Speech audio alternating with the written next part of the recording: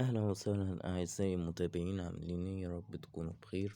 النهاردة فيديو جديد وأغنية حزينة من العيار التقيل بقى، إنما ايه، أغنية حزينة جامدة جدا يا أعزائي المتابعين، من تأليف يوسف القناص. وحاجة بقى إنما ايه يعني، بجد بجد هتعجبكوا جدا جدا.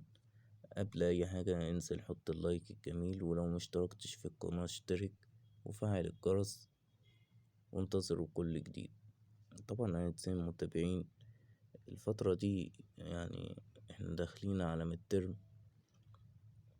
الفترة دي يعني هتكون فترة منقطع فيها شوية، من يوم 18/11 لحد 27/11. أحب أقول لكم أعزائي المتابعين إن الفترة دي يعني مش هتبقى صعبة أوي، بس يعني هتعدي، كل حاجة بتعدي. طبعا أعزائي المتابعين، اللي بيسألني هتنزل تأليف قصص امتى، حاليا بنألف الحلقة 3 من قصة الرعب اللي هي عارفينها طبعا، مستشفى مسكونة. بس لسه الحلقة 3 دي صعبة جدا وأحداثها كتير، فلسه فيها شغل كتير. أعزائي المتابعين، يعني ياريت دعمكم للقناة يزيد.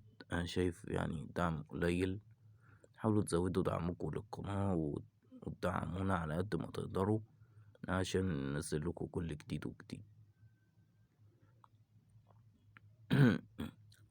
أعزائي المتابعين، لحد هنا نكون وصلنا لنهاية الفيديو. أعزائي المتابعين، طبعا متنسوش إن احنا هنستمر.